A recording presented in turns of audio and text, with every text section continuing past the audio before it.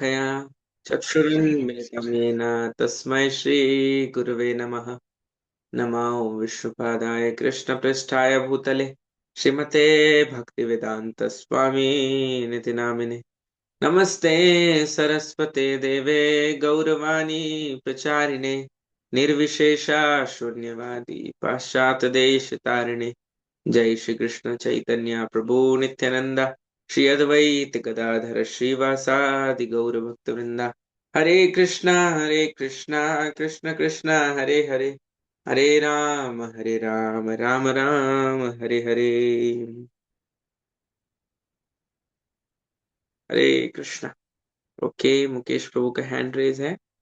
Okay, सो मुकेश प्रभु जी, हम लोग 35, 36, 37 और 38 हम लोग ये 4 श्लोक पढ़ने वाले हैं। ठीक है, मैं जस्ट अनम्यूट करता हूँ। या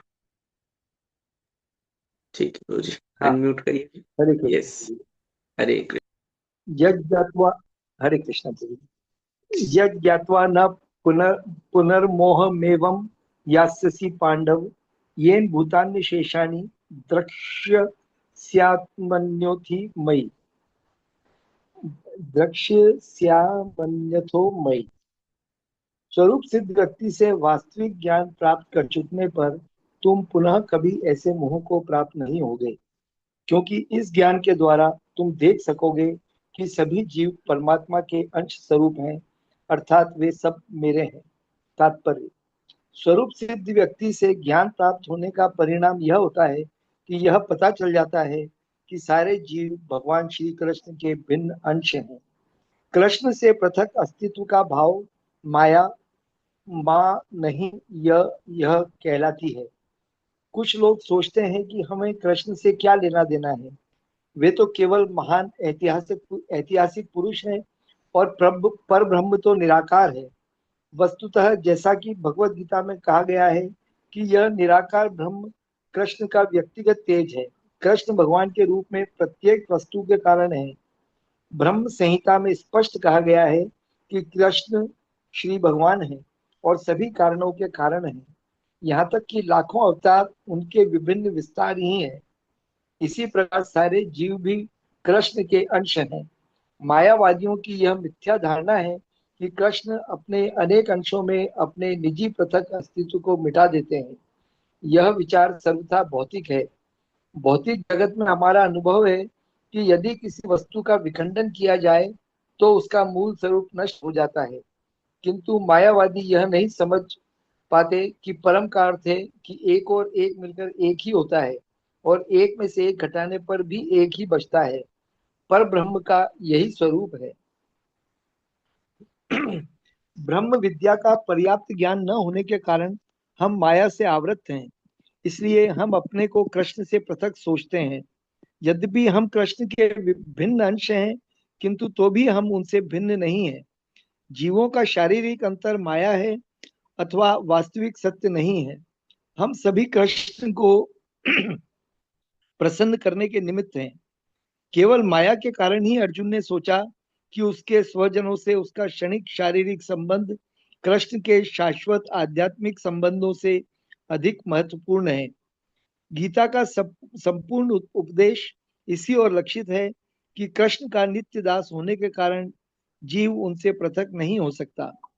कृष्ण से अपने को विलग मानना ही माया कहलाती है। पर ब्रह्म के भिन्न अंश के रूप में जीवों को एक विशिष्ट उद्देश्य पूरा करना होता है। उस उद्देश्य को भुलाने के कारण ही वे अनादिकाल से मानव, पशु, देवता आदि देहों में स्थित हैं। ऐसे शारीरिक अंतर भगवान की दिव्य सेवा के विस्मरण से जनित हैं, किंतु जब कोई कृष्ण भावनामृत के माध्यम से दिव्य सेवा में लग जाता है तो वह इस माया से तुरंत मुक्त हो जाता है।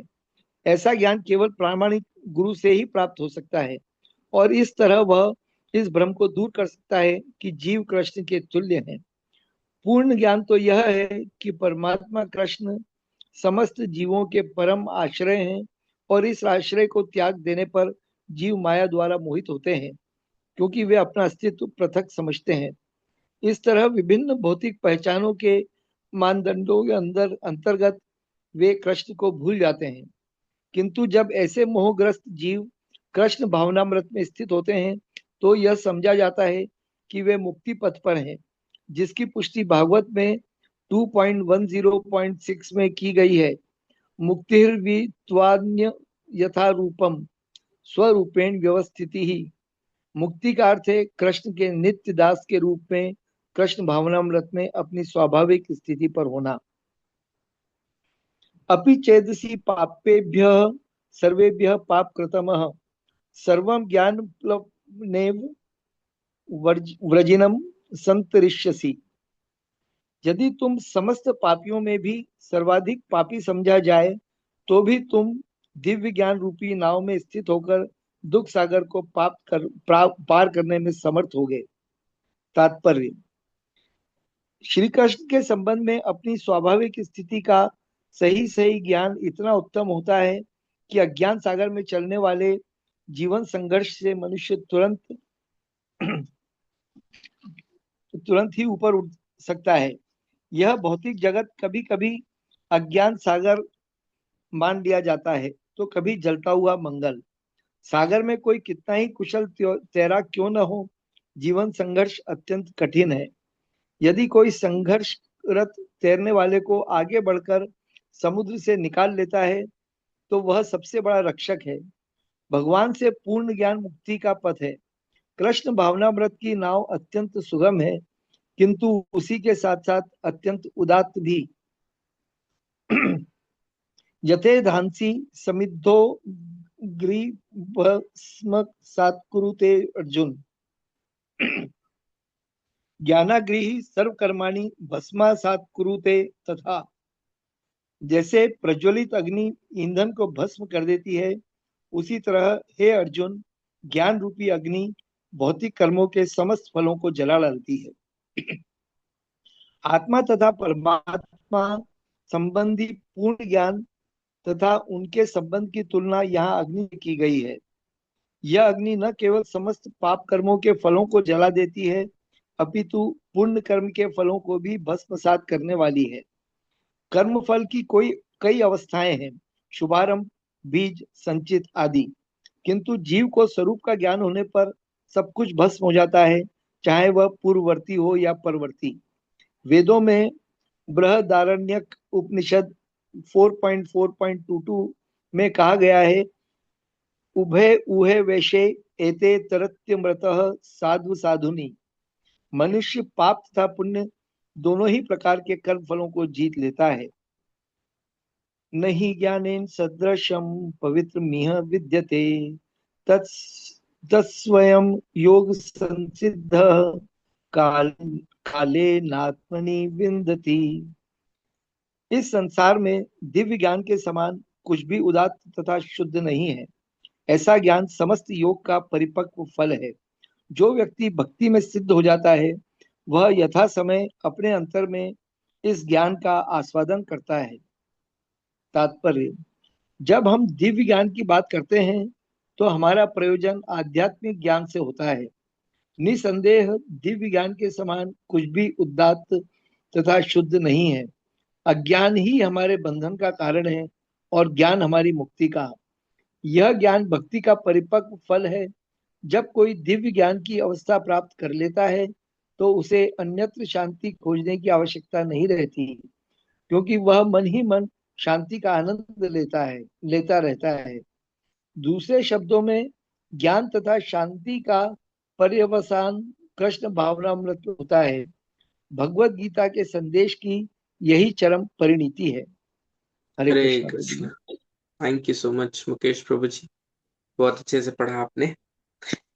तो अब देखिए कंक्लूजन आ रहे हैं इस चैप्टर के। सो इसीलिए अभी बहुत सारी चर्चाएं हुई। अब रिलीफ गिविंग पार्ट चालू हो रहा है कि एक तो ये करना मुश्किल है, लेकिन कोई व्यक्ति अगर कर रहा है तो क्या प्राप्त होगा, उनके विषय में चर्चाएं हो रही। तो कल भी हमने एक बहुत महत्वपूर्ण श्लोक देखा था, जैसे थोड़ा जल्दी जल्दी में चर्चा कर पाए थे, समय हो गया था। कि जो श्लोक था हमने पढ़ा, तद्विधि प्रणिपातेन परिप्रश्नेन शिवे, कि कैसे क्वालिफिकेशन है स्टूडेंट का। जैसे कोई बड़ी यूनिवर्सिटी है, कॉलेज है, तो वहां आप डायरेक्ट जाके एडमिशन नहीं ले सकते। आपको वहां का कुछ एग्जाम क्वालिफाई करना पड़ेगा। अगर आपको आईआईटी में जाना है तो आपको जेई का एग्जाम क्रैक करना पड़ेगा, तब आप क्वालिफाइड होंगे कि आप वहां ज्ञान अर्जन कर सकते हैं कि नहीं।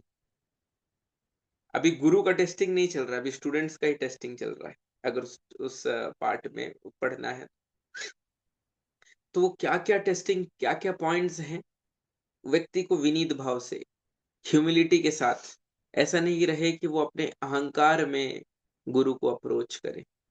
दूसरा, जिज्ञासा होना चाहिए। बस ऐसा नहीं कि गुरु से मिले और बोले एक सेल्फी खिंचा लीजिए गुरु जी, वो घर में फ्रेम करा के लगाना है। गुरु से उनकी जिज्ञासा होगी। और जिज्ञासा क्या होगी? जिज्ञासा इस भौतिक संसार के लाभ की नहीं, इस भव सागर को कैसे पार लगाना है, वो होगी। और तीसरा है सेवा। व्यक्ति सेवा के लिए प्रयासरत रहेगा। ऐसा नहीं कि वो सेवा ले, बल्कि सेवा करने का उसका प्रयास रहेगा। ये तीन जो है गुण रिक्वायर्ड हैं एक अच्छा शिष्य बनने के लिए। एंड आगे फिर हम आगे के जब चैप्टर्स आएंगे तो गुरु के भी बहुत सारे क्वालिफिकेशन आएंगे कि कौन एक्चुअल में गुरु, और सारी चर्चाएं आएंगी कि क्या क्या क्वालिटीज होनी चाहिए।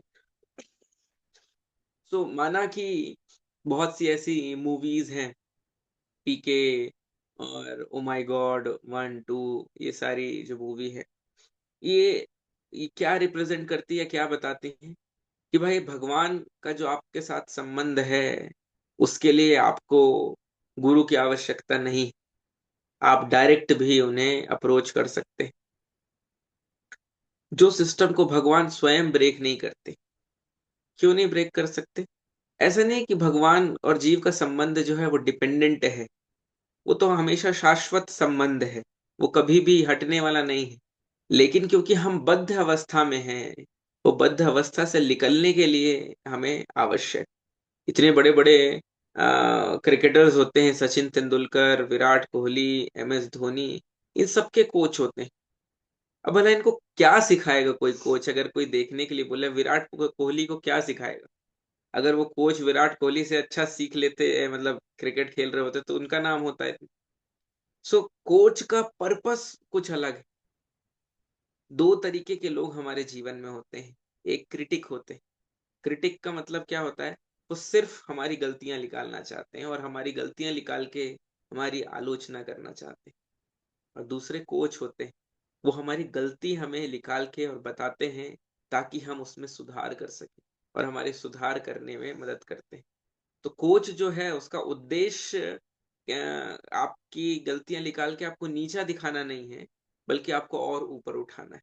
आपकी गलतियां निकाल के इतना ऊपर उठाना है कि कोई दूसरा आपकी गलती का फायदा ना उठा सके, ये उनका प्रयास रहता है। तो माना कि बहुत सारे ऐसे फेक गुरुज मार्केट में हैं आजकल, जो आई एम सॉरी, जो कि स्वयं क्वालिफाइड नहीं है उस पोजीशन के लिए और अपने आप को क्लेम करते हैं। और क्लेम यहां तक कर देते हैं कि अपने आप को ही भगवान बता देते हैं, जो कि शास्त्रों के बिल्कुल विपरीत। शास्त्र में हमेशा भगवान का पोजीशन स्पेशली क्लियर किया गया है कि वो स्थान कोई भी नहीं ले सकता है।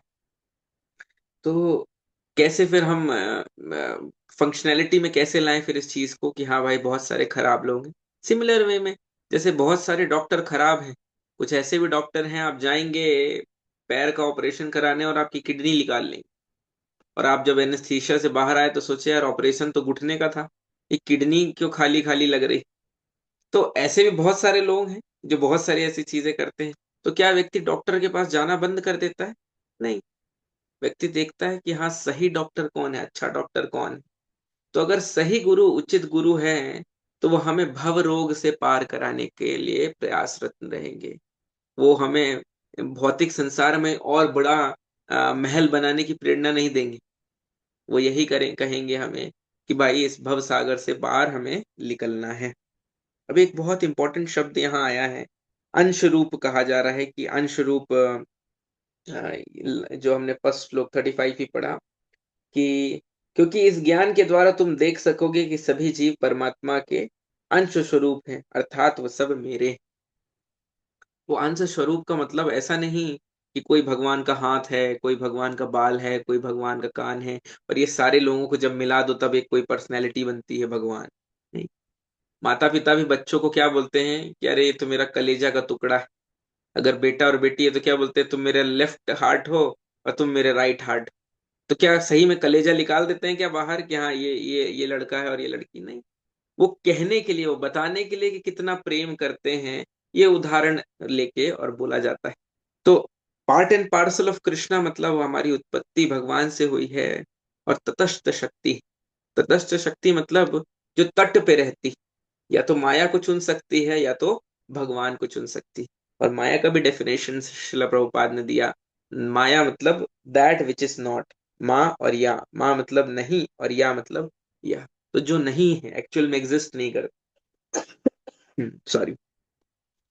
सो आगे का श्लोक फिर हमने देखा, तो उसमें बताया जा रहा है कि कोई कितना भी बड़ा तैराक क्यों ना हो, लेकिन अगर समुंदर में उसे तैरना हो तो बहुत तकलीफ होगी, परेशान हो जाएगा, कितने देर तक तैरेगा। तो वैसे ही हम इस भौतिक संसार में क्यों ना, ये जो भौतिक समस्याएं आती हैं हम उनको पार लगा लेते हैं, लेकिन कितने बार लगाएंगे? एक ना एक दिन जरूर आएगा कि हम थक जाएंगे पूरी तरीके से, और उस समय हमें फिर सहारे की आवश्यकता होती है। जैसे व्यक्ति तैरते तैरते थक जाता है और एक नाव मिल जाती है, तो उसका जीवन जो है वो बच जाता है, क्योंकि समुद्र जो है उसका छोर जो है नहीं मिलता। तो वैसे ही भव सागर है, यहाँ कोई अपने सिर्फ स्किल्स के बेसिस में प्रयास करेगा कि मैं भवसागर पार लगा लूं, तो वो संभव नहीं।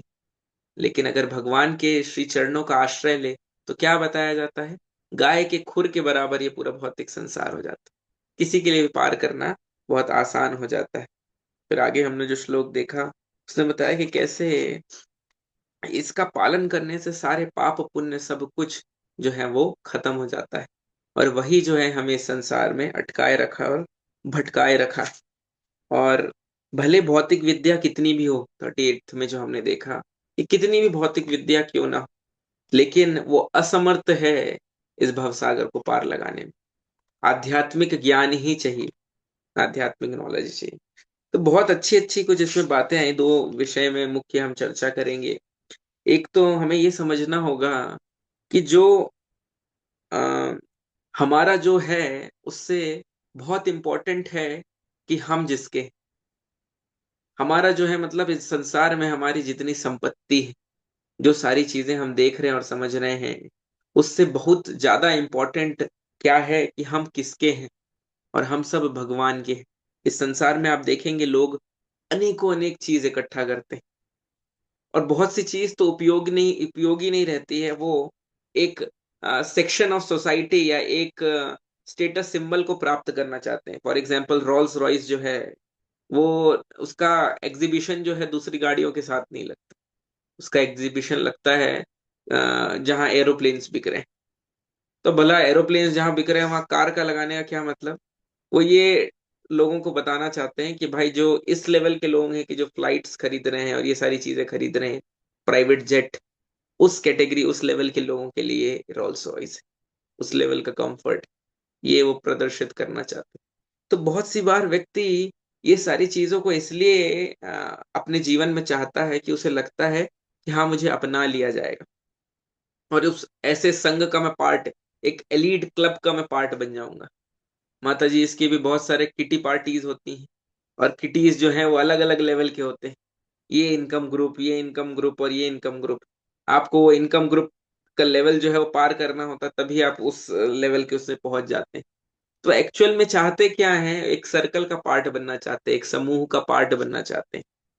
और अगर आप दिवालिया हो गए तो उस समूह से आपको निकाल दिया जाएगा। फिर सॉरी, फिर कोई भी रिश्ते या नाते नहीं देखा जाएगा। उस क्लब में रहने की योग्यता क्या है कि आपके पास इतना धन या इतनी संपत्ति जो है वो होना चाहिए। लोग मतलब सालों साल वेट करते हैं मेंबरशिप प्राप्त करने के लिए। अभी बीच में न्यूज में इतना आया था, वो जिम खाना क्लब हाउस, मतलब 20-20 40-40 साल लोग मेंबरशिप, बेटा अप्लाई मतलब पिताजी अप्लाई करते हैं और बेटा को मेंबरशिप मिलती है, ये स्थिति। तो ये सारी चीजें हैं क्या एक्चुअल में? वो व्यक्ति की यही भूख कि वो कहीं बिलोंग करना चाहता है, मैं कहीं का हिस्सा बन जाऊं। वो उसकी भूख है। और वो भूख एक्चुअल में समाप्त कहाँ हो सकती है पता है? जब हम भगवान के समूह में आ जाए। क्योंकि भगवान के समूह में हमें हमारे पैसे के हिसाब से या हमारी संपत्ति के हिसाब से, या हमें अंग्रेजी आती है, हमें हिंदी आती है, उसके बेसिस में नहीं अपनाया जाएगा। वो इस बेसिस में अपनाया जाएगा कि हम सब भाई और बहन हैं। और कैसे प्रूव करेंगे कि भाई बहन है? क्योंकि कृष्ण भगवत गीता में कह रहे हैं, अहम बीज प्रतप पिता। अगर कृष्ण पिता हैं तो बाकी सब जितने उनके बच्चे हुए भाई बहन ही हुए। तो ये समझना और अपने जीवन में अपनाना बहुत आवश्यक है। मुझे अभी भी याद है, एक भक्त हैं, वो बहुत हाई इनकम ग्रुप से आते थे, और उनके पिता हमेशा बोलते थे कि तुम इस्कॉन क्यों जाते हो, और क्या आवश्यक है, और ये तुमको जो दान वान करना है तुम कर दिया करो, तुम ज्यादा मत जाया करो, और ये सारी चीजें क्या स्पेशल है। तो उन्होंने बोला कि इतने सारे क्लब्स से हम लोग जुड़े हुए हैं, इस्कॉन ही एक ऐसा स्थान है जहां मैं और मेरा ड्राइवर एक साथ बैठ के प्रसाद लेते हैं। बोले जहां मैं बैठा रहता हूँ, मेरे बाजू से मेरा ड्राइवर बैठा रहता है, और हम दोनों साथ में बैठ के खिचड़ी कड़ी और पापड़ खा रहे होते हैं। सो बोले ये बात जो है वो मुझे बहुत पसंद है। तो इसलिए भगवान से अगर हमारा संबंध हम जो ऑलरेडी है उसे स्थापित करने का प्रयास करेंगे, तो कृष्ण कभी फेल नहीं होते। वो हमेशा बिना चूके हमसे प्रेम करते आए हैं, करते रहेंगे, और बिना किसी शर्त के। उनकी शर्तें नहीं है। ये माला और ये सारी चीजें जो करनी है वो हमें अपने पार्ट से करना है, कि हम उन्हें बोल पाए कि यस, हम आपके पास सचमुच वापस आना चाहते हैं। और अटूट रूप से, ऐसा नहीं कि आज मन करेगा तो अटेंशन देंगे, कल फिर मन भर गया तो फिर चलो भाई दूर हटो। ये हाल नहीं। हमेशा, हर समय। तो हर कोई व्यक्ति ऐसा संबंध चाहता है, और हर कोई व्यक्ति एक्चुअल में ढूंढ भी रहा है। लेकिन प्रयास क्या हो रहा है? हम मानवों के बीच में ढूंढने का प्रयास कर रहे हैं, और जो कि सिर्फ भगवान से ही प्राप्त हो सकता है। यहाँ तक कि भगवान ने आगे जब हमने ये बात कही कि अनकंडीशनल, तो ये एक शब्द यहाँ पे अभी अब देखिए, जो श्लोक हमने पढ़ा कि यदि तुमने समस्त पापियों से भी सर्वाधिक पापी समझा जाएगा तो भी तुम दिव्य ज्ञान रूपी नाव में स्थित होकर दुख सागर को पार करने में समर्थ होगे। तो भगवान अनकंडीशनली अनकंडीशनली हमें स्वीकार कर रहे हैं। अब इसका मतलब ये नहीं होना चाहिए कि हाँ व्यक्ति को खूब पाप करना चाहिए, भगवान तो स्वीकार कर ही लेंगे। ये भगवान की महानता बताई जा रही है कि जो विधियां उन्होंने दी हैं, वो व्यक्ति का पास्ट कुछ भी क्यों ना रहा, कितना भी आपका पास्ट अंधकार से भरा हुआ क्यों ना हो, भगवान फिर भी, जगन्नाथ जी दोनों हाथ ऐसे फैला के और बुला रहे हैं कि आ जाओ। बार बार बुला रहे हैं। हर साल रथ यात्रा में आते हैं, बाहर निकलते हैं। आप मंदिर नहीं आ रहे तो वो बाहर निकल के आके बोलते हैं, अब आ जाओ, अब आ जाओ। तो हमारा प्रयास यही रहना चाहिए कि इन सारे सोशल सर्कल्स जो सिर्फ हमारी धन संपत्ति से मतलब है, उन्हें छोड़ के भगवान के साथ जो हमारा शाश्वत संबंध है, उसमें हम हिस्सा लेने का प्रयास करें, बढ़ चढ़कर प्रयास करें। और जीवन का ये प्रायोरिटी होनी चाहिए हमारी, ये संबंध इस जीवन काल में वापस पुनः जीवित जो है हम कर लें। शिला प्रभुपाद की जय, श्रीमद् भगवत गीता की जय। हरे कृष्णा। सो आप में से किन्हीं का प्रश्न हो तो आप बिल्कुल ग्रुप में डालिएगा। कल प्रेम नारायण प्रभु जी ने डाला था, मैं जस्ट आंसर दे रहा था, उतने में कॉल आ गया, फिर अभी जस्ट आपका दर्शन हुआ तो मुझे याद आया, मैं भी रिप्लाई करता हूँ। जिसको और किसी का हो प्रश्न तो आप बिल्कुल बताइए। हरे Krishna. Thank you so much.